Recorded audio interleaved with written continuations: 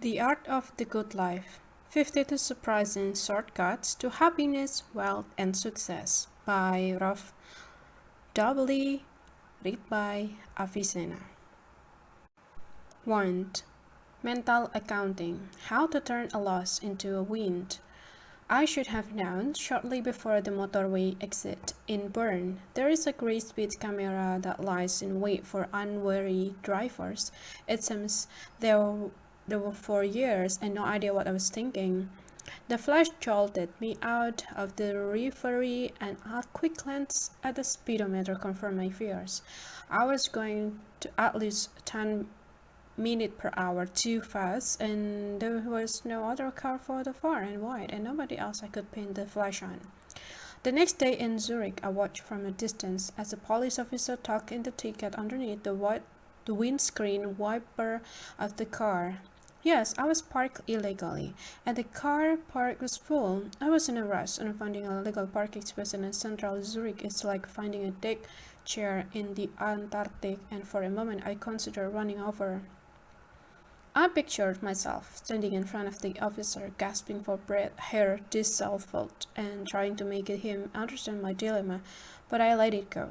Years of experience have taught me that such a things only make you feel silly. You look small, and you end up losing sleep. Parking tickets used to infuriate me. These days I pay them with a smile and I just debit the sum from the account I have earmarked for donation, and each year I set aside 10,000 francs for good causes, and I pay all my fines out of that. And in the world of psychology, this simple trick is known as a mental accounting. I borrowed it from Richard Thaler, one of the founding fathers of behavioral economics. Mental accounting is considered a classical logical fallacy, and people treat money differently depending on where it's coming from. So, if you find money on the street, you treat it more casually and spend it more quickly and more frivolously than money you have actually earned. The parking ticket example illustrates how you can turn this logical fallacy to your advantage. You are deliberately tricking yourself for the sake of your own peace of mind. Say you are traveling in an impoverished country and your wallet disappears. Minutes later, you find it again, and all that's missing is the cash. Do you see this as theft? Or as a donation to somebody who is probably far worse off than you are? No amount of mental gymnastics will alter the fact that your money was stolen, but the significance of what happened, the interpretation of what event that you can influence.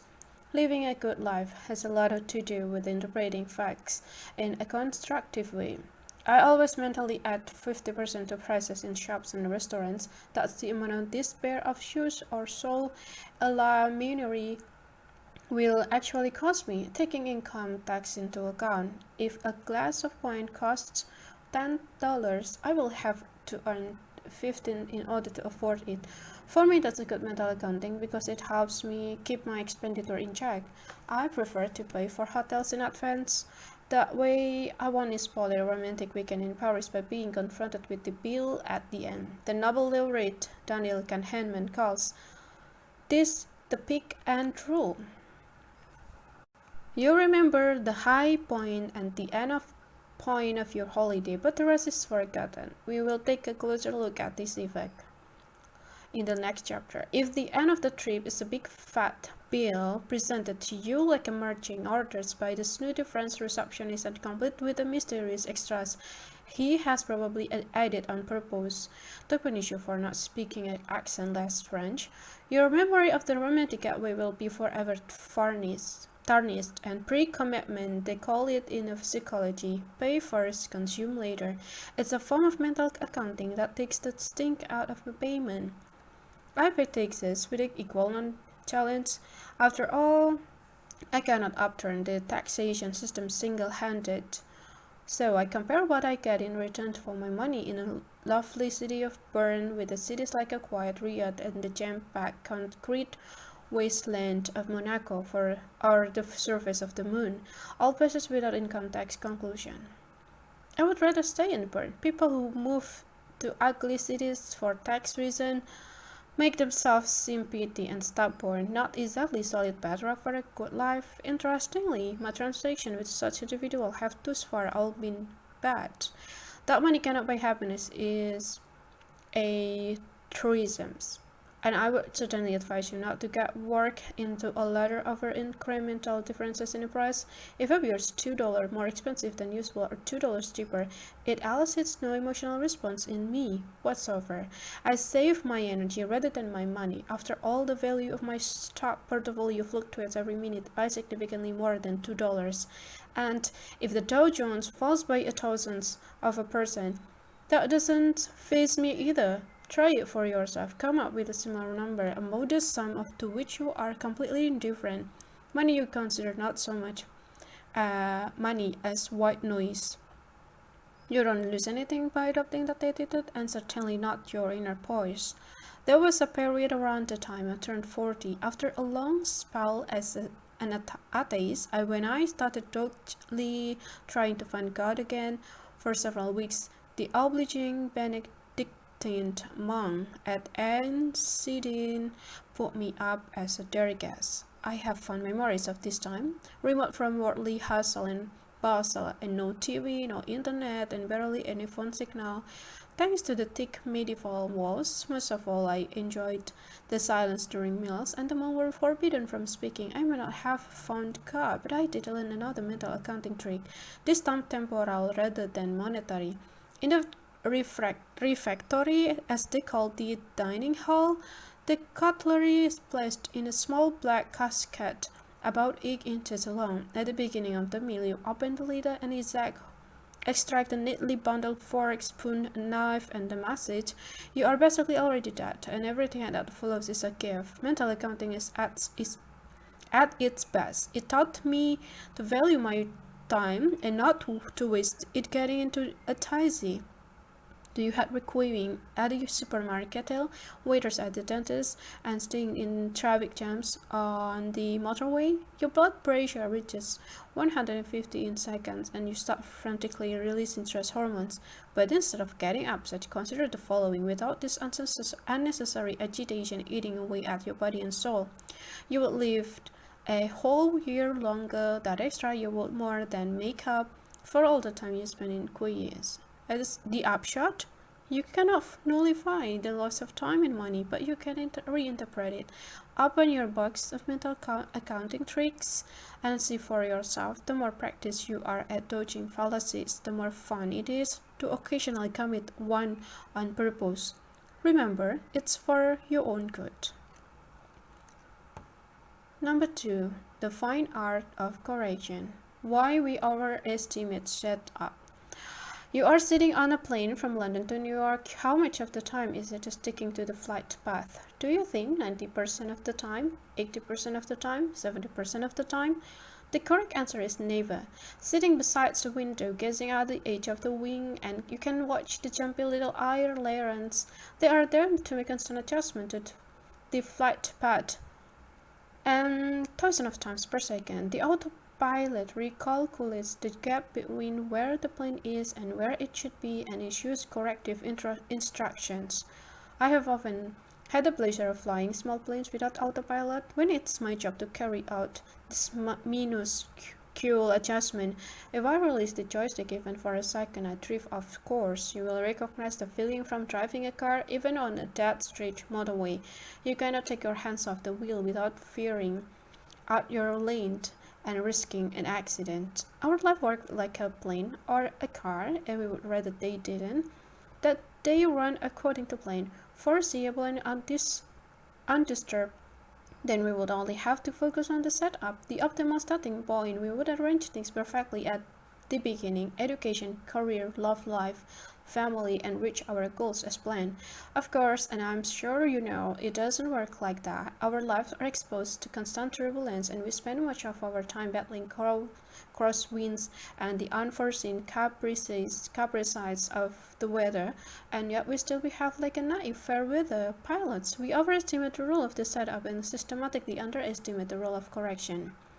As an amateur pilot, I have learned that it's not so much the beginning that matters, but The art of the correction following takeoff. After billions of years, nature knows it too. As cells divide, copying errors are perpetually being made in the genetic material. So in every cell there are molecules retroactively correcting these errors. Without this process of DNA repair as it's known, we would die of cancer hours after conception. Our immune system follows the same principle. There is no master plan because threats are impossible to predict. Hostile viruses and bacteria are constantly mutating, and our defenses can only function through perpetual correction. So, next time you hear that an apparently perfect marriage between two perfectly well-matched partners is on the rock, don't be too surprised. It's a clear case of setup overestimation. And frankly, anyone who spent more than 5 minutes in a relationship should already know that without ongoing fine-tuning and repairs, it doesn't work. All partnerships have to be consistently nurtured, and the most common misunderstanding I encounter is that the good life is a stable state of or condition. Wrong. The good life is only achieved through constant readjustment. Then, why are we so reluctant to correct and revise? Because we interpret every little piece of repair work as a flaw in the plan.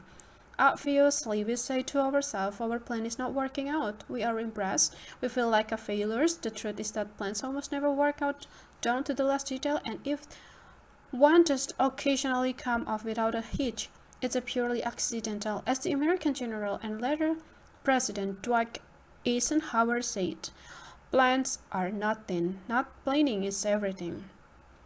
It's not about having a fixed plan, it's about repeated replanning and ongoing process. The moment your troops meet your opponents, Eisenhower realized any plan is going to be obsolete. Political constitutions lay out the fundamental laws on which all other legislation rests, and in theory should be timeless, yet not even constitution go unrevised.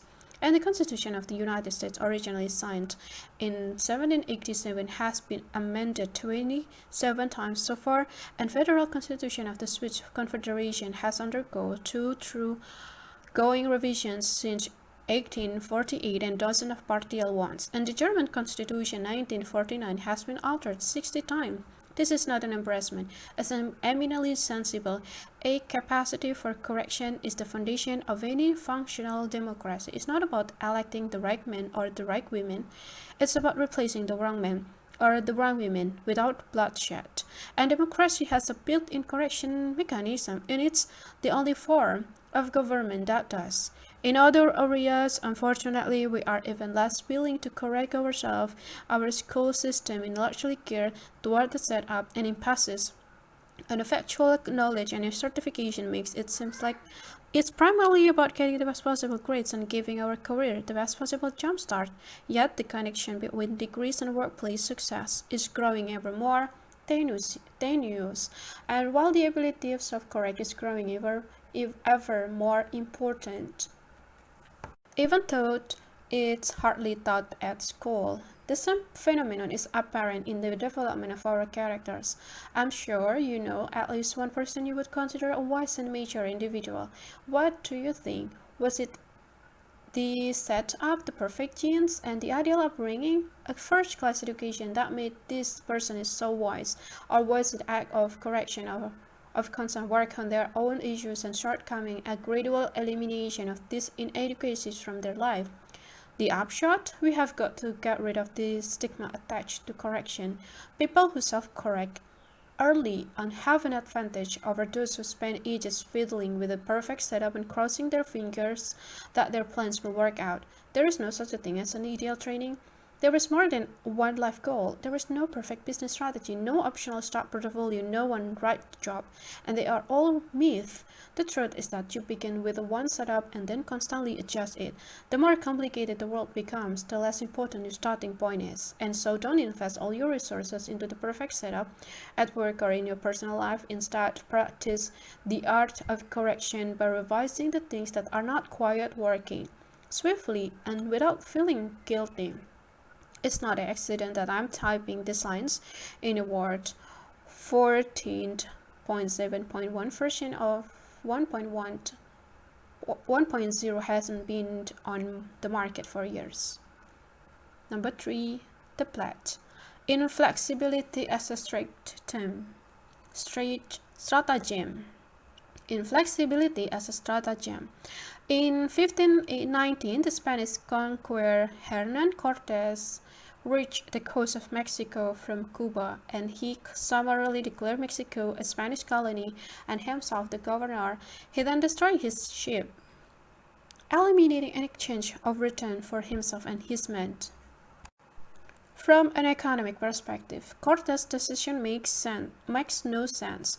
Why exclude the possibility of returning right from square one? Why exclude alternative? One of the most important principles of economic, after all, is that the more options you have, the better. So why did Cortés abandon his freedom of choice? 2 or 3 times a year, I meet the CEO of a major international corporation at the various obligatory dinners to which we have both been invited. For years, I have found it striking that he always turns down dessert. Until recently, I considered his behavior illogical and ascetic. Why exclude the sweet option on principle? Why not decide on a case-by-case basis? Why not make his decision dependent on how much he weighed, how filling the main course was, how tempting the dessert looks? A blanket review of pudding, maybe a less dramatic, and the decision then bearing your return home. But at first glance, they both seem unnecessary. One of the world's most important experts on management is Clayton Christensen, the Harvard professor known for his international bestseller, The Innovator's Dilemma. A committed Mormon, Christensen leads his life according to the pledges, an old term for a promise one cannot break. If pledge sounds too fusty, call it absolute commitment. I'm a fan of the older term because these days commitment is a subject to inflation and often used insincerely. Only an individual or an organization can make such a pledge. In his younger years, Christensen saw many managers sacrifice the first stage of their life to their career so that they could dedicate to the second half, by now financially independent to their families, only to discover that their families had either fallen apart or long since flown the coop. So Christensen made a pledge, promising God not to work at the weekend and to eat dinner at home with his family on weeknights, and sometimes this meant he would get to work at 3 in the morning. And when I first heard this, I found Christensen's behavior irrational, obstinate, and uneconomical. Why be so inflexible? Why not decide on a case-by-case basis? Sometimes you simply have to work on the weekend and then you can make up for it by working a bit less on a Monday and Tuesday, and flexibility is an asset, and surely especially at a time when everything is in flux. Today, I have a different perspective. When it comes to important issues, flexibility is not an advantage, it's a trap. Cortés, the dessert offer CEO, and Clayton Christensen, what all 3 of them have in common is that they use radical inflexibility to reach long-term goals that would be unrealizable if their behavior were more flexible. How so? 2 reasons. First, constantly having to make a new decision situation by situation saps your willpower. Decision fatigue is the technical term for this. A brain exhausted by decision making will plumb for the most convenient option, which more often than not is also the worst one. And this is why pledges make so much sense. Once you have pledged something, you don't then have to weigh up the pros and cons each and every time you are faced with a decision. It's already been made for you, saving you mental energy. And the second reason flexibility is so valuable has to do with reputation. By being consistent on a certain topic, you signal where you stand and establish the areas where there is no room for negotiation. You communicate the self-mastery, making yourself less vulnerable to attack. Mutual deterrence during the Cold War were based largely on this effect, and the USA and the USSR both knew that a nuclear strike would mean instant retaliation. No deliberation, no situational weighing up or pros and cons, and the decision for an or against the red button had already been taken. Pressing it first simply was. What applies to nation applies equally to you. If you lead a life consistent with your pledges, whatever those look alike, people will gradually start to leave you in peace. Legendary investor Warren Buffett, for instance, refuses on principle to negotiate. If you want to sell him your company, you have got exactly one shot. You can make precisely one offer. Buffett will either buy the company at the price you suggest, or he won't buy it at all. If it's too high, there is no point lowering it. A no is a no. And everybody realized that. Buffett has acquired such a reputation for inflexibility that he is now guaranteed to be offered the best deal right from the word go, without wasting any time on haggling. Commitments, pledges, unconditional principles. It sounds simple, but it's not. Say you are driving a truck full of dynamite.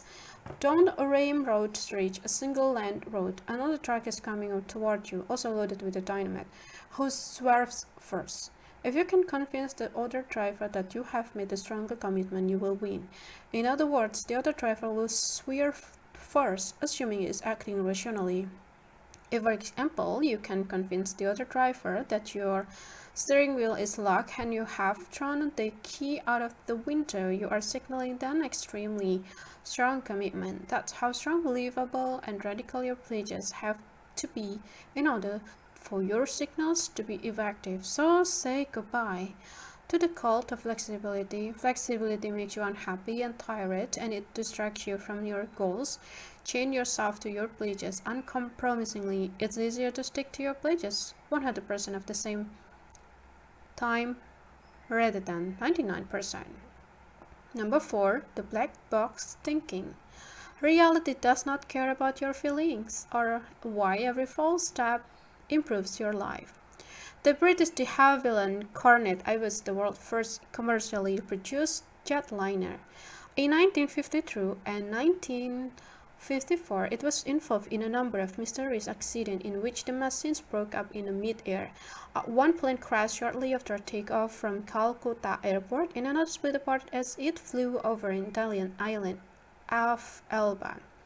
A few weeks later, a comet went plummet into the sea outside Naples.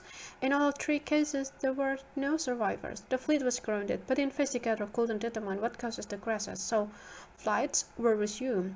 Just 2 weeks later, another plane tumbled from the sky just outside the Naples. Again, the final nail in the Cornet once covenant. Eventually, the flaw was identified. Hairline cracks had formed at the corners of the plane's square windows, spreading across the fuselage and eventually causing the whole machine to come apart. The Cornet 1 is the reason why passengers these days only ever peer out oval windows, but there was another, more significant consequence. After the disaster, accident investigator David Warren suggested that a near indestructible flight data recorded be installed in each and every jetliner. An idea that was later implemented. The black box recorded thousands of pieces of data per second, including the pilot's conversation in the cockpit, making it easier to determine the exact cause of the crash. No industry takes mistake more seriously than airline. After his spectacular emergency landing in the Hudson River, Captain Sullenberger wrote, "Everything we know in aviation, every rule in the rule book, every procedure we have, we know because sometimes somewhere died. With each crash, future flights become safer." This principle, let's call it black box thinking, is an exquisite mental tool that can be applied to any other area of life. The term black box thinking was coined by Matthew Sheet, who dedicated a whole book to it. Human beings are the exact opposite of the aviation industry. Say, for instance, you bought shares several years ago for $100 each, and now they are valued at a measly $10. What's going through your head? You are hoping, probably praying, that the stock price rebounds as soon as possible, or you are cursing the company management, or you are reaching for the bottle to take the edge of your frustration. Very few people simply accept reality and analyze their own flight recorders. This requires precisely 2 things. A. Radical acceptance. B. Black box thinking. First one, then the other. Overdraft at the bank. It's staying put, I'm afraid, regardless of your feeling. Angry email to the boss. There is no getting it back, no matter how many glasses of wine you drink trying to justify your tantrum. Nor does the cancer growing inside you care if you think about it or ignore it. Psychologist Paul Dolan at the London School of Economics has observed how people who are gaining weight will gradually shift their focus to areas of their life where the number on the scale is less relevant to their jobs. For instance, why? Because it's easier to redirect your focus than to lose weight. Yet the fat couldn't care less about your focus and your interests or your motivation. The world is not remotely interested in what you think of it or how you feel it, and banish all the such obscurities tactic from your brain. Nothing is more fatiguing nor, in the long run, more exasperating than the daily effort to believe things which daily become more incredible. To be done with the effort is an indispensable condition of sure and lasting happiness, wrote mathematician and Nobel Prize winner Bertrand Russell. This is an exaggeration, of course, because sure, lasting happiness does not exist. Yet Russell is correct in his observation that self-deception is incompatible with the good life. Accepting reality is easy when you like what you see, but you have got to accept it even when you don't, especially when you don't. Russell follows up with an example. The playwright whose plays never succeed should consider calmly the hypothesis that they are bad plays. You may not write plays, but I'm sure you can come up with example from your own life. Perhaps you have no talent for foreign languages, not a natural manager or athlete. You should take this truth into account and consider the consequences. Radical acceptance of defeats, deficiencies, flops. How does that work? If we are left to our own devices, it's a bit of a chore. Often we see other people either more clearly than we see ourselves. So your best shot is to find a friend or a partner you can rely on to give you the words and all truth. Even then your brain will do its best to soft pedal the fact it doesn't like wait time. However, you will learn to take seriously the judgment of others, and alongside radical acceptance, you will need a black book. Build your own. Whenever you make a big decision, write down what's going through your mind. Assumptions, trains of thoughts, conclusions. If the decision turns out to be a dud, take a look at your flight data recorder and analyze precisely what it was that led you to your mistake. It's that simple. With each explicable fuck up, your life will get better. If you cannot identify your mistake, you either don't understand the world or you don't understand yourself. To put it another way, if you cannot spot where you put a foot wrong, you are going to fall flat on your face again. Persistence in your analysis will pay off. Side note, black book thinking works not only on a personal level but also in a business world. It ought to be standard practice for every corporation. By themselves, radical acceptance and black box thinking are not enough. You are got to rectify your mistakes, get the future proving, as a Warren Buffett's business partner Charlie Munger has observed. If you want to tackle a problem while it's solvable and wait until it's unfixable, you can argue that you are so damn foolish that you deserve the problem. Don't wait for the consequences to unfold. If you don't deal with the reality, then reality will deal with you. Warren's author Alex Haley. So accept reality, accept it radically, especially with the bits you don't like. It might be painful in the moment, but it's got to be done. It will be worth it later on, and life is not easy. Even living a good life, you will have to deal with your fair share of failure, and it's okay to put your foot wrong every now and then. And the key is to discover why it happened and tackle the issue at its root. Because the problem are not like the great Bordeaux wines, they don't improve with the ages. Number 5. Counterproductivity. Why time savers are often time wasters. The automobile. There is no question that, compared to walking or the horse-drawn carriage, it was a quantum leap in terms of efficiency. Instead of sauntering around at 4 minutes per hour or rattling over hill and down dale at 10 minutes per hour, today can reach an easy 100 minutes per hour on the motorway without any effort at all. Even given the occasional red lights, what would you say is the overall average speed of your car? Write down your estimate in the margin of this page before you can read on. How did you make that calculation? Presumably, you divided the total number of miles driven per year by the approximate numbers of hours spent on the road per year, and that's a figure, incidentally, that your car's onboard computer can provide, and moreover Discovery calculates it at about 30 minutes per hour, and yet this calculation is incorrect. There are other factors to take into account, like the number of hours you had to work in order to buy the car, the numbers of hours you have to work in order to pay for the insurance, maintenance, petrol and parking tickets, and the time you spend traveling to work for, including the sitting in the traffic jams. Take email for example. Viewed in isolation, it's brilliant. You can type and send it off within seconds and for free at that. But appearance can be deceptive. Every email address attracts spam that has to be filtered out, and worse yet, most of the messages landing in your inbox are irrelevant, but you still have to read them in order to decide whether they require action on your part. It's hugely time-consuming, and strictly speaking, you should factor in a slice of the cost of your computer and smartphone, plus the time it takes to update your software.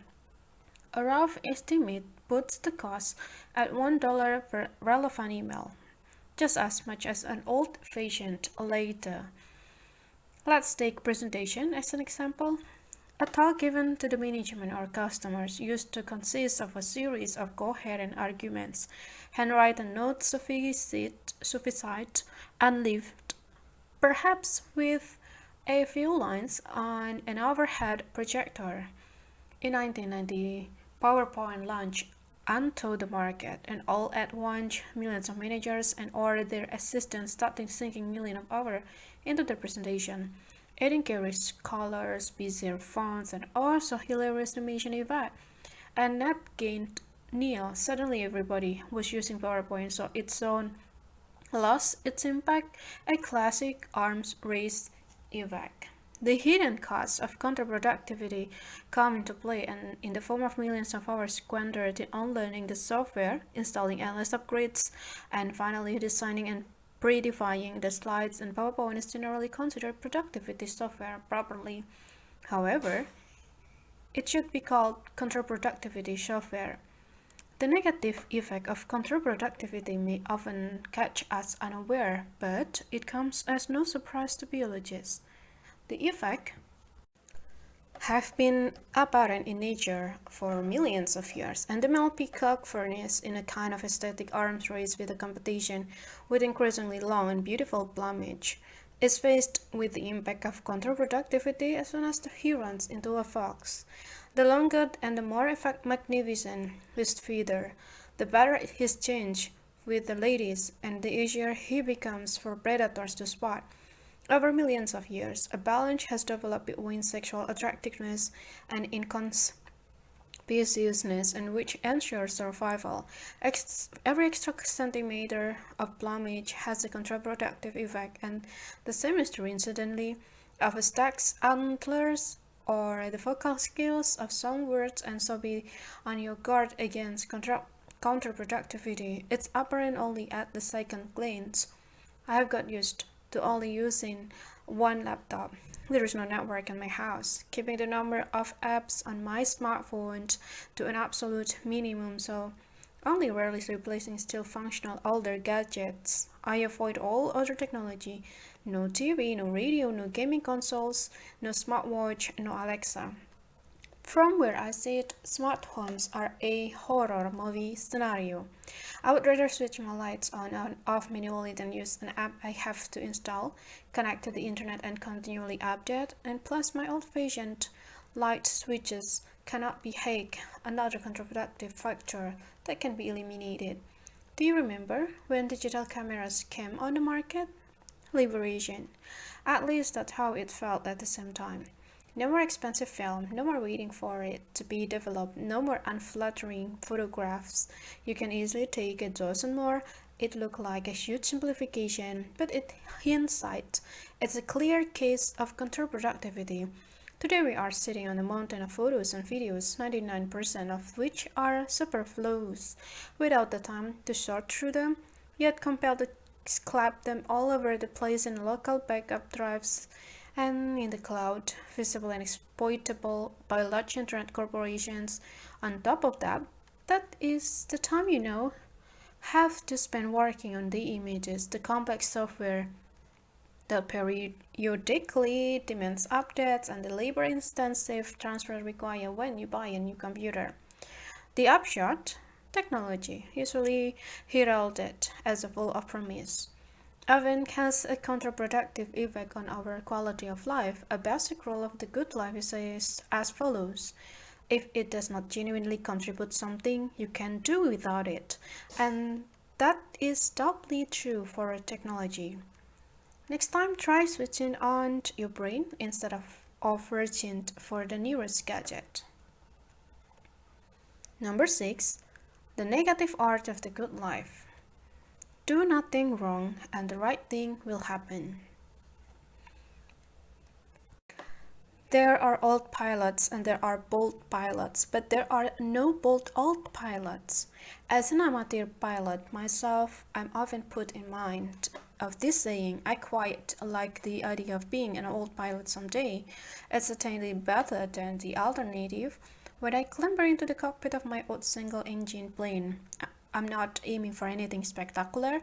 I'm just trying to not to crash, and the potential causes of a crash are well established. Flying in bad weather, flying without a checklist, flying when you are too tired, flying without proper fuel reserves. Investing in the stock market might not put your survival at risk, but there is plenty of money at stake. Investors often talk about upside and downside. By upside, they mean the total conceivable positive result of an investment, while downside encompasses all the possible negative results, such as bankruptcy. And this term can also be applied to flying. Before and during a flight, I focus almost exclusively on the potential downside and how to avoid it. The upside, on the other hand, gets a very little of my attention. The majesty of the snowy Alps, the gorgeous cloud formations, the way my sandwich tastes at this dizzying height, and all that will come. As long as I keep the downside at bay, the upside will take care of itself. Investor Charles Ellis recommends the same approach of the amateur tennis players.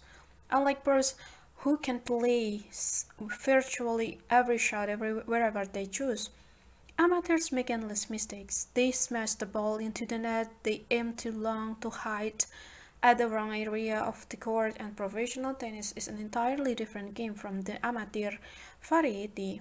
Pros win points, amateurs lose points, and this means that if you are playing against an amateur, your best option is to focus on not making any mistakes. Play conservatively and keep the ball in the play as long as possible. Unless your opponent is deliberately playing equally conservatively, he or she will make more mistakes than you do. In amateur tennis, matches are not won, they are lost. Concentrating on the downside instead of the upside is a valuable intellectual tool. Greek, Roman, and medieval thinkers even had a name for this approach: negative theology. The negative path, the way of renunciations, of omissions, of reductions. The basic idea is that you cannot say what God is, and you can only say what God is not. Or, in our terms, you cannot say what a good life guarantees. You can only say what a good life prevents, but you can say that for sure. For 2,500 years, philosophers, theologians, doctors, sociologists, economists, psychologists, brain researchers, and advertising executives have been trying to figure out what makes people happy, and yet the body of knowledge they have produced is still somewhat puny. Social contexts are important, they tell us. It helps to have a sense of purpose, and sex is probably a good idea, as is a moral behavior. Well, great. I think we could probably have worked that out for ourselves, and the results could hardly be less precise. And in terms of concrete contributing factor to happiness, the happiness upside, we are still fumbling around in the dark. But when we ask what factors have a significant negative impact on the good life, which factors jeopardize it, we can pinpoint them exactly. alcoholism, drug addiction, chronic stress, noise, a lengthy commute, a job you despise, unemployment, a dysfunctional marriage, stupidly high expectations, poverty, debt, and financial dependence, loneliness, spending too much time with morning meetings, over reliance on external validation, constant self-comparison with others, thinking like a victim, self-loathing, chronic self-deprivation, depression, anxiety, rage, and envy. You don't need a science to tell you that. You can see it for yourself in your own mind, in friends, in your community. And the downside is always more concrete than the upside. The downside is like granite, hard, tangible, and solid, whereas the upside is like air. So do your best. So systematically eliminate the downside in your life. Then you will have a real chance of achieving a good life. Of course, fate may interfere at any time. A meteor destroys your house, a war breaks out, your child drowns, your company goes bust. But fate, by definition, is immune to influence, so don't dwell on it. You are probably thinking I left out a thing or two from the list above: disease, disabilities, divorce. However, countless studies have shown that the impact of these factors dissipates more quickly than we imagine. In the initial months after an injury, paraplegics focus almost exclusively on their disability. Understandably so, and they feel correspondingly miserable. Yet, after just a few months, their moods normalizes. Ordinary everyday issues return to the forefront of their minds, and while their physical injuries fade into the background. The same is true of divorce. After a year or two's travail, you reach the other side of the valley of tears. But alcoholism, drug addiction, chronic stress, noise, lengthy commutes, indeed, any of the factors on the first list, those are not things people learned to live with. Those cannot simply be normalized, and they are always present, and they make a good life impossible. Investors who have been successful in the long term, such as Warren Buffett and Charlie Munger, work with the mental tricks, tools, attitudes that are eminently applicable to everyday life. Step 1. Avoid the downside. In their investment, Buffett and Munger are careful first and foremost about what to avoid, what not to do before they even think about the upside. Buffett observes, Charlie and I have not learned how to solve difficult business problems. What we have learned is to avoid them. You don't have to be a genius to do that, and Charlie Munger has commented, it is remarkable how much long-term advantage people like us have gotten by trying to be consistently not stupid instead of trying to be very intelligent. So, what should we take away from all this? That a big part of the good life is about steering clear of stupidity, foolishness, and trance instead of striving for ultimate bliss. It's not what you add that enrich your life, it's what you omit. Or as Munger once quipped, revealing that he's not lacking intelligence in the humor department either. All I want to know is where I'm going to die, so I will never go there. Number 7. The ovarian lottery, why you didn't earn your successes.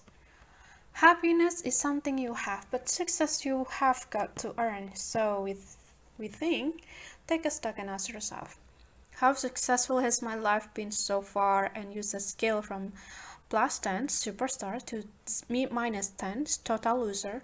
Jot down your answer in the margin and then ask yourself a follow-up questions. How much of this success can be attributed to your own actions and to your effort, your work, your input? In other words, how much of your success is truly your own, and how much is down to change the factors beyond your control? Write down that, and I would guess you attributed something like 60% to your own achievement and 40% to factors beyond your control. At least that's the answer I get from most people. And now I want you to run a little thought experiment I got from Warren Buffett. Imagine there are two identical twins in the womb, both equally bright and energetic, and the genie says to them, one of you is going to be born in the United States and one of you is going to be born in Bangladesh. And if you wind up in Bangladesh, you'll pay no taxes. What percentage of your income would you bid to be the one that is born in the United States? Buffett is speaking here about the Bavarian lottery. You could substitute Great Britain, Germany, or any other developed nation for the USA, of course. How would you replay? Most people I ask put the figure at 80%, and I would say the same. In other words, we are prepared to sacrifice an extremely high proportion of our income to grow up in our preferred country. The fact that our place of birth is worth that much money to us makes it clear how greatly it influences our success. The ovarian lottery does not end up with your country of origin. You are not just born in a particular nation, but in an area with a particular postcode and into a particular family. None of that is within your control. You have been given values, behaviors, and principles that help or hinder you in everyday life. And again, these are beyond your control. You were slotted into an educational system with the teachers you didn't choose. You got sick, suffered fortune slings and arrows, and were responsible for absolutely none of it, and you slipped into the series of roles and you made decisions based on what? Perhaps you read a book that changed your life, but how did you come to hear about it? Say you met somebody who opened doors for you without which you wouldn't have got where you are today. Who do you have to thank for these acquaintances? Even if you have had your fair share of tussles with the fate, you have got to admit that you are enormously lucky. 6% of all the people who have ever lived on Earth are alive at this moment. To put it another way, 6% of all the people who have been born over the last 300,000 years since Homo sapiens populated the world are alive in the present day. They could just as easily have been born into another era. Indeed, the probability of that is 94%. Imagine yourself as a slave in the Roman Empire, a geisha during the Ming Dynasty, a water carrier in the ancient Egypt. How many of your inborn talents would have been worth much in those environments? My wife and I have twins, the non-identical kind. The one who is 40 seconds older has a blonde hair and blue eyes, and while the second has black hair and dark eyes. Although we made every effort to bring up both boys in the same way, their personalities are fundamentally different. One is always in a good mood, he is warm and open with other people, and the second finds it difficult to socialize, but he is extremely skillful at anything that involves using his small hands. He has been since birth. The haphazard mixing of my wife's genes and mine produced two new human beings. Similarly, your genes are a coincidental blend of your parents, which in turn are a coincidental blend of your grandparents' genes, and so on and so forth. During the reign of Louis XIX, the Sun King, there were approximately 4,000 people alive who contributed genetic material to your contemporary mixture. You are their descendant, and did you recruit any of these 4,000 people? No. Think about that next time you visit Versailles. What are you? You owe to your genes and the environment in which your genetic blueprint was realized.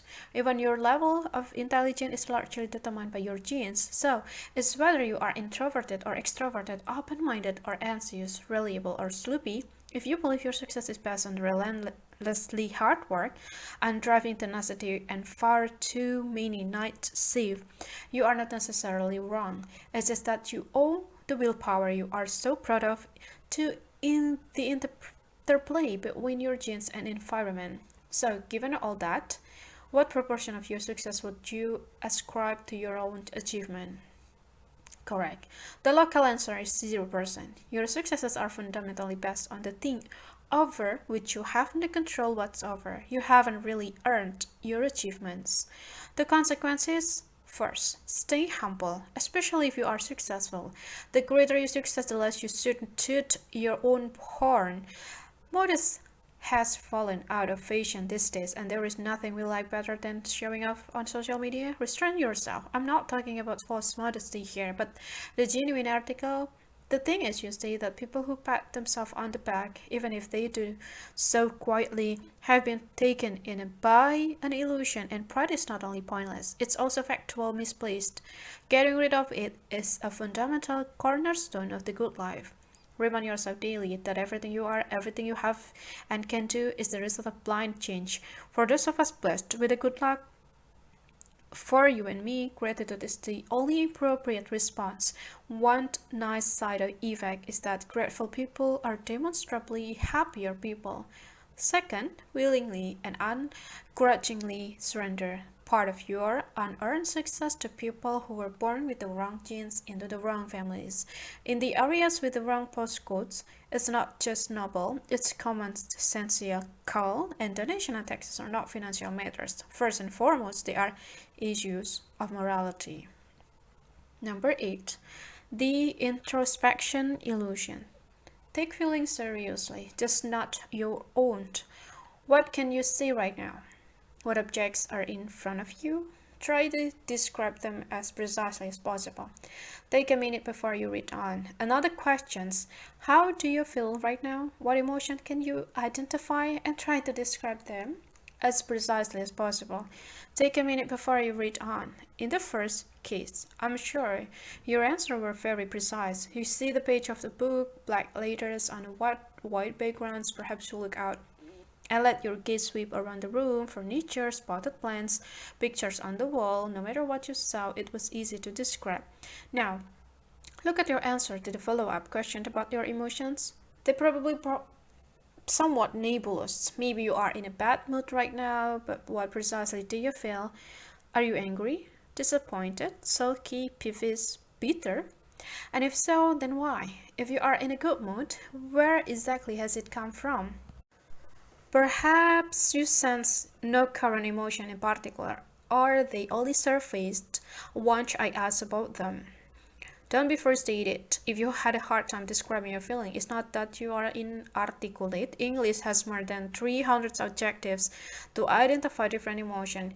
We have more words for emotion than for colors, and yet we cannot express them clearly. The introspection of current conscious experience, far from being secure, nearly infallible, is faulty, untrustworthy, and misleading, not just possibly mistaken, but massively improvised. Safely, I don't think it's just me in the dark here, but most of us. Stanford professor Eric Gable has observed of this inability. It would be easy enough to live with if the whole world was not endlessly badgering us to follow our hearts. Trust your emotions. Listen to your inner voice. My advice? Don't bother. Don't make your emotion your compass. Your inner voice, if we continue with the compass metaphor, consists of a dozen magnetic needles, all pointing in a different direction and swiveling incessantly around and around. Would you set sail across an ocean with a compass like that? Exactly. So don't use it to navigate your life. You won't find a good life through introspection. Psychologists call it the introspection illusion. The mistaken belief that we can learn what we truly desire through sheer intellectual contemplation, that we can discover the purpose, the meaning of our life, dig down to some golden blissful core. The fact is that chasing your heart deep into the forest, to use a common poetic description of our inner landscape, is guaranteed to get you hopelessly lost. You will end up bogged down in moods, fragments of thoughts, and fits of emotion. If you have ever given a job interview, you will be familiar with the problem.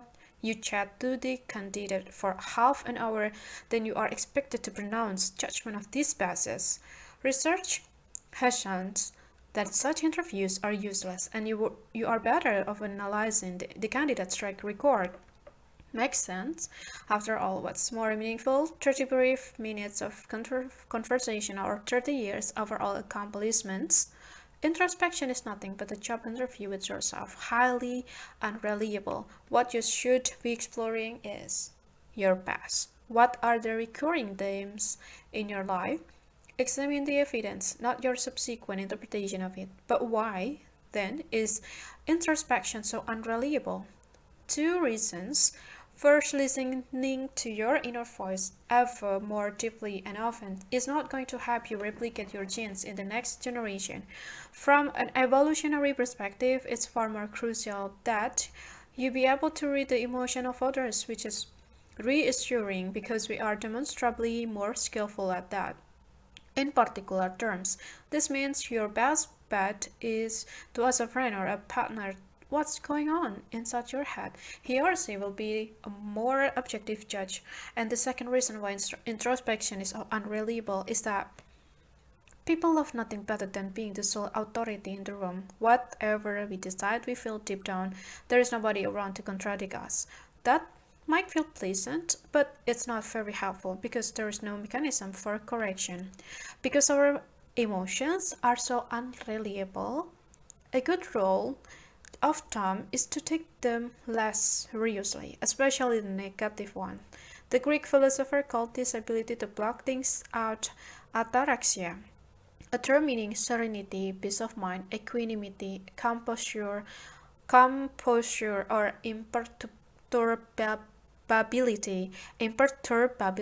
A master of ataraxia will maintain his or her poise despite the buffet of fate. One level higher is apatheia, the total eradication of feeling. And both ataraxia and apatheia are ideals virtually impossible to attain, but don't worry, I'm not asking you to try. I do, however, I believe we need to cultivate a new relationship with our inner voices, one distinct, skeptical, and playful. I, for example, treat my feeling as thought. They don't belong to me. They arrive from somewhere else, pay me a visit, and retreat. If you would like it in a metaphorical terms, I see myself as a huge and airy covered market in which birds of all varieties flit from spot to spot, and sometimes they simply flutter through the marketplace, sometimes they dawdle a little longer, and sometimes they even let something fall.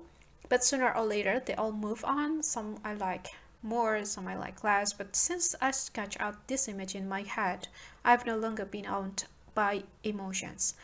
I don't even feel like I owned them. Some of these visitors are not exactly welcome, but they don't perturb me overmuch. Like the birds in a covered market, I ignore them or watch them from a distance.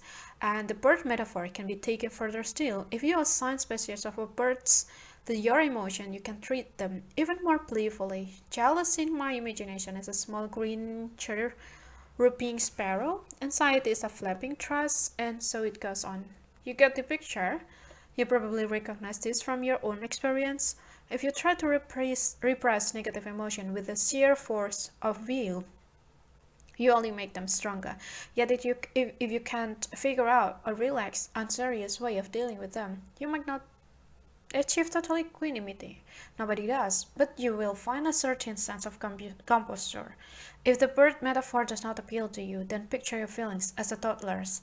Pressure won't get you very far with them. But the playful approach works wonders. Admittedly, some emotions, especially self-pity, worry, and jealousy, are so toxic that a playful approach by itself won't do the trick. They require additional cognitive strategies, which we will go into the next chapter. And fundamentally, however, the message holds true. Don't trust your emotions. You can be much more specific about what's in a Big Mac than about how you feel while you are eating it. So take other people's feelings very seriously, but not your own. And let them fleet through you, and they will come and go anyway, just as they please. Number 9. The authenticity trap. Why you need a secretary of state. Do you like the authentic people? Of course you do. With the authentic people, you always know where you stand. You know what they think and feel, what they are doing, and what they have got in mind, and such as guileless individuals make no secret of what's below the surface, which is why personal interaction with them is so intimate, so pleasant, and efficient. No wonder authenticity is an vogue. These days, you can barely squeak through a training seminar without a unit on it. No leadership book is complete without a chapter on authentic leadership. No secrets of success top blog without tips of how to be as raw and authentic as possible. Just add Just as it's unwise to invest in a forget Picasso, it's unwise to invest in people who are not genuine, neither time nor money. But how authentic are we talking? Let's run a thought experiment. Say you are meeting your uber authentic friend Lisa for lunch. She turns up 20 minutes late, her hair looking like a cat's been scrubbing around in it, and she mutters an apology, then announces loudly enough for the whole restaurant to hear that she is not really in a good mood for lunch today, and definitely not in some restaurant that used to be cool. The dinner at the next table lowered their forks.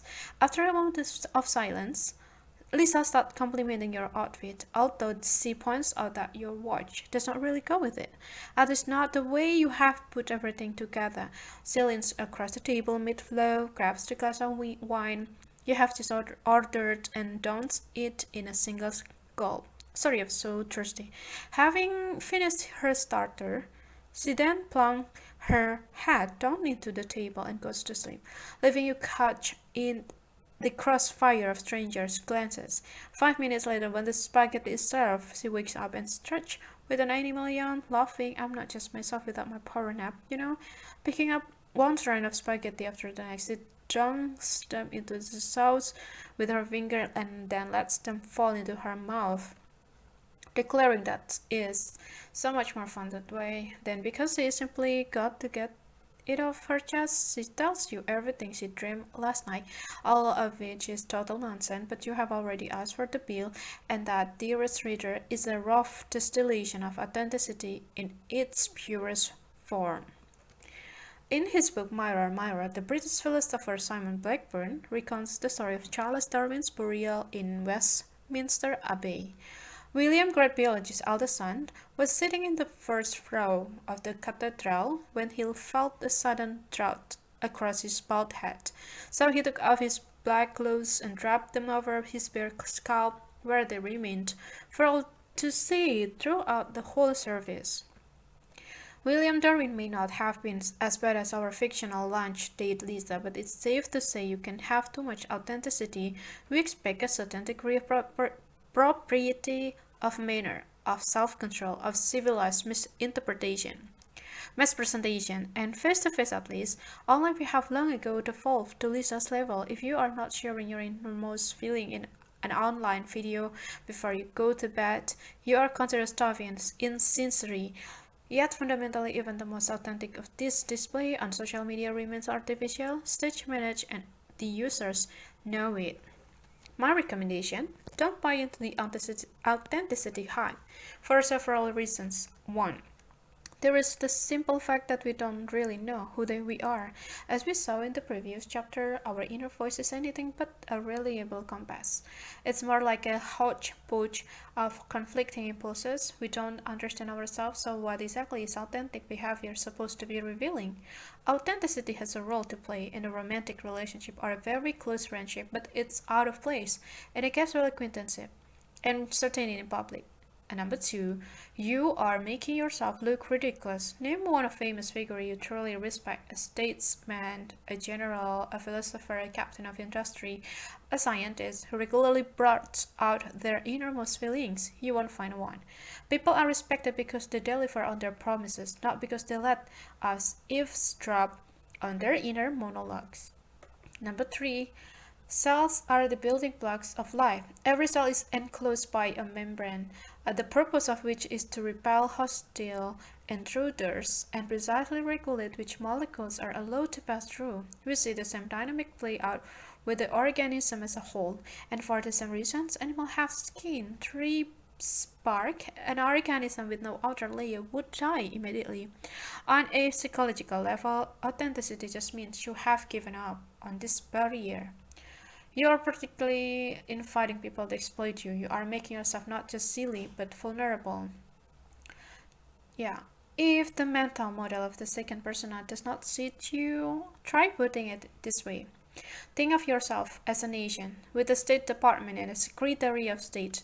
Write down the basic precepts of your foreign policy. You will have to play the role yourself, like a sort of personal union. You don't want a Secretary of State who broadcasts every thought in his head, who shows weakness or dissolves into self-doubt. You want a Secretary of State who keeps promises, acts according to the agreement, behave professionally, avoid gossips, limits winning, and stays polite, and check in from time to time on how well you are doing your job as a Secretary of State. As whether you would re-elect yourself, whether you call it a second persona or a Secretary of State, you also realize that this barrier, this skin, this spark not only shields you from toxic influences but also stabilizes what's inside you. It, like a boundaries, this external structure establishes a degree of internal clarity.